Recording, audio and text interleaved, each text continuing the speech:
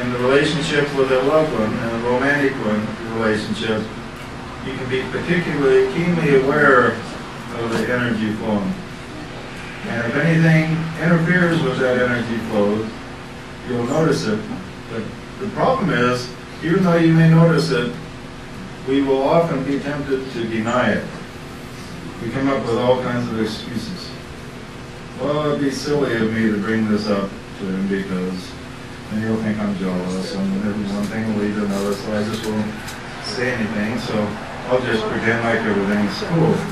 And then this denial leads to she's not giving him as much energy, and then he's picking it up, and pretty soon the energy gets lower and lower, less and less circulation.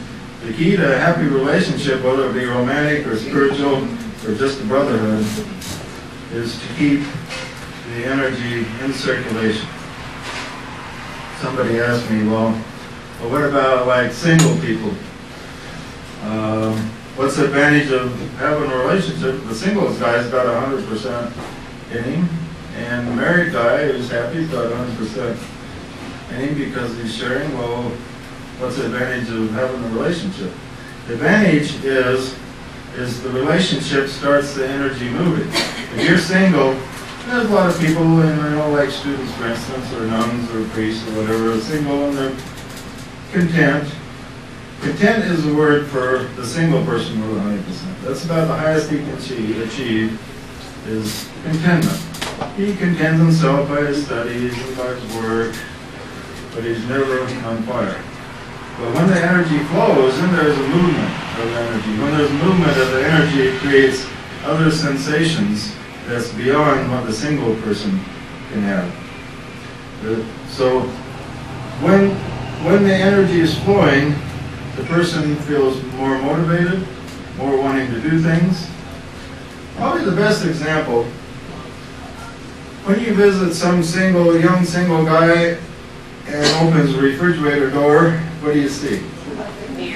Beer bottle. So maybe one can of beer in there, and maybe a couple pieces of bread. Isn't that kind of typical TV dinner, maybe? You go to a married guy's refrigerator and open it, what do you see? Blue. Pepper. He says teeming with vegetables and good stuff to eat, healthy stuff, lots of stuff in the freezer.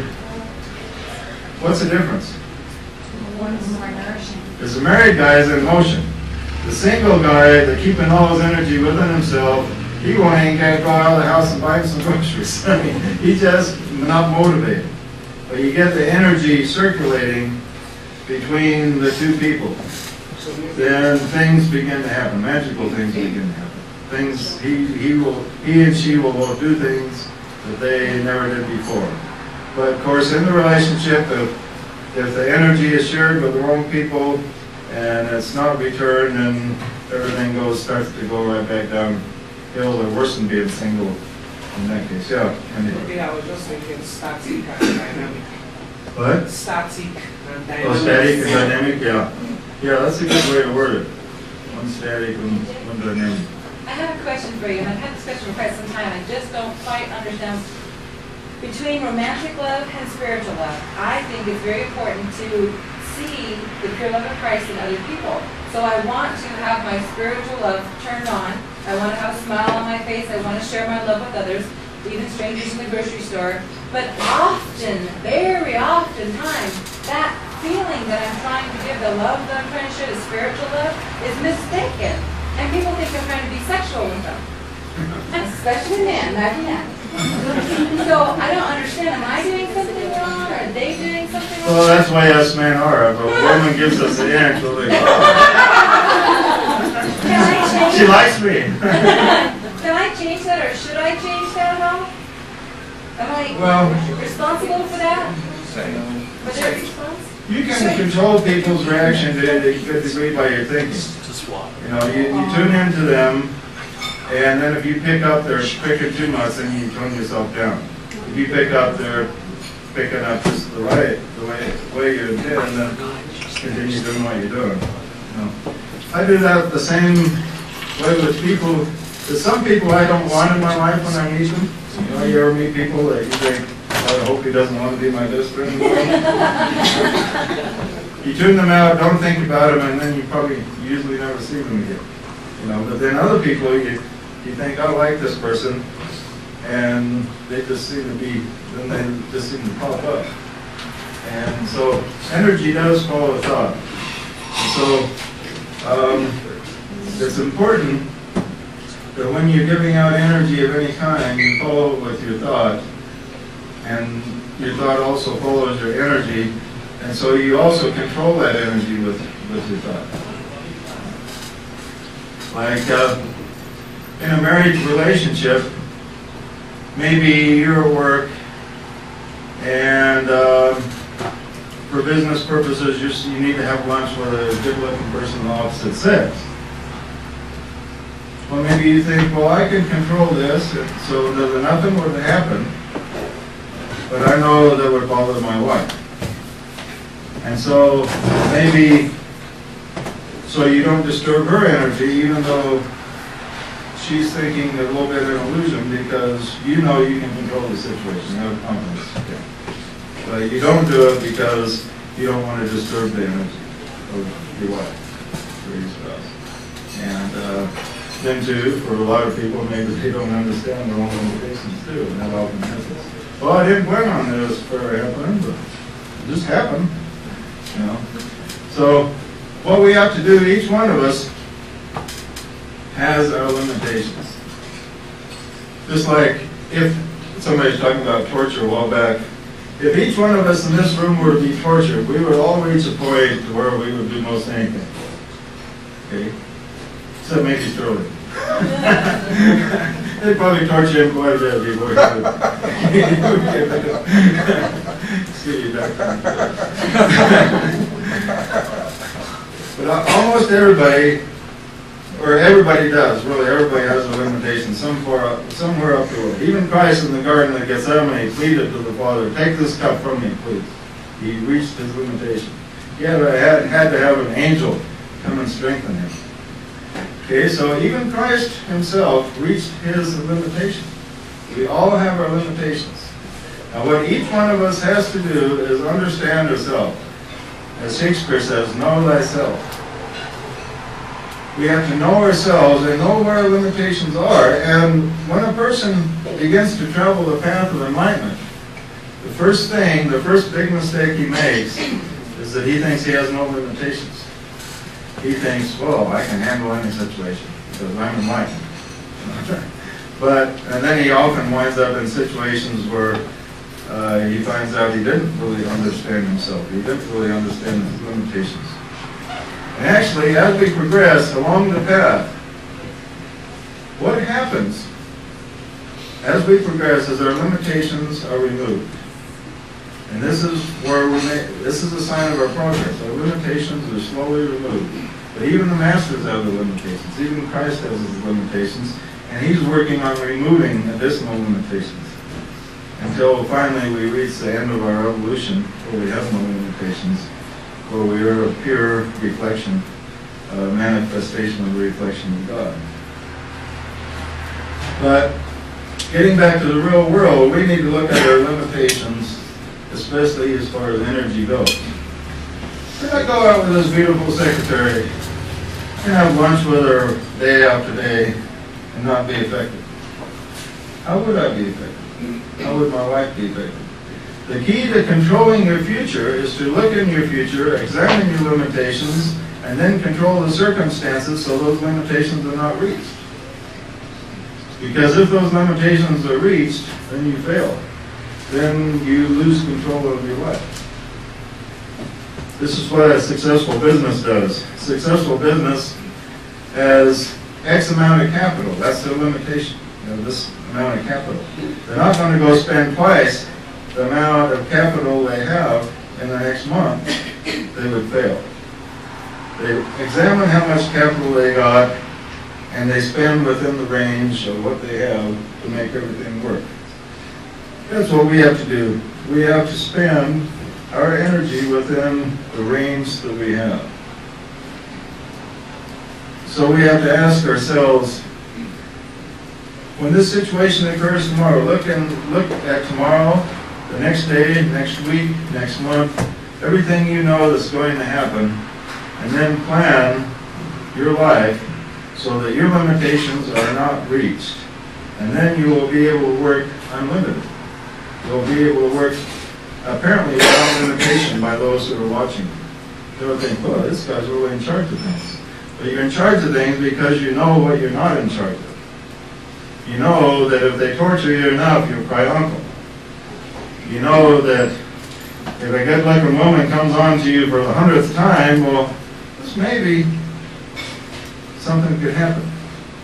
So if you think by the 100th time that you would start to weaken, you don't let that 100th time ever happen. If you're positive, you can handle 3 or 4 good temptations, well, fine.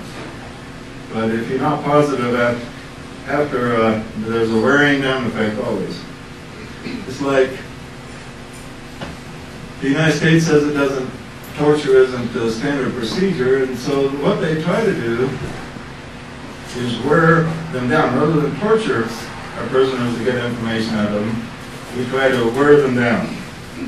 Like reward them with food or take goodies away, not give them real good food one time and give them good food another time, and wear them down just without torturing them, but just with pleasantries.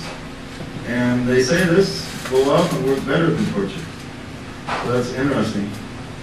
And so it's interesting that many people that could resist torture can't resist something that feels good. So this is one of the keys to a happy relationship, is to understand the limitations and work within the limitations, understand the limitations of your relationship together and work within those limitations. And to not feel, be in the illusion that we do not have any limitations, but on the other hand, always have the belief that we're unlimited and the fact that we're capable of overcoming all of our limitations eventually. I'm getting back to the soul energy. Let's recover this point that it is possible to fall in love with anyone romantically if these barriers are removed. Because between all these barriers of personality is the person's soul. And we're capable of looking at anyone and seeing their soul. Now, to let yourself love a person emotionally or spiritually, we have to remove these barriers. And when you look in the person's eyes as you're going around, I think all of us could see that if we remove the barriers and really gave to that person, we could have a soul response from that person. What did you feel, Bill? Did you think you could receive a soul response from most of the people you met? No. What? I don't think so. You don't think so? I think it varies from person to person. What about you, John? Some people more than others. No. But that's because some people have more barriers than others, right? But if the barriers were let down, we're all of a sudden all equal. This is the interesting thing. Sure. Well, the problem with the argument, I think, is instead of if the barriers were all let down, and then when we look at the number of barriers, rather than looking at them as barriers, I would look at them as compatibilities. Mm-hmm. And incompatibility as being a barrier. Culture, background, language, height, build, smell. There's so many factors that enter into a chemistry relationship. It's not just soul connection. I mean, soul connection is like after all of that stuff is stripped away, and if all those things are standing in the way of getting into that soul connection, then you have an uphill battle. And so what it would seem to me that while, yes, any two people could have a soul connection, the second part of that is that there are a lot of other factors involved in getting to that soul connection. And you mentioned something interesting, though, is the things that you have in common. If two people say the same religion, same philosophy, same political party, they both like motorcycles, they both like hunting and fishing, all of a sudden, barrier down, barrier down, barrier down. All of a sudden, you look at the other person and you really start to like them because those barriers aren't there. Some people say, well, I don't want a relationship with anybody that's got a kid.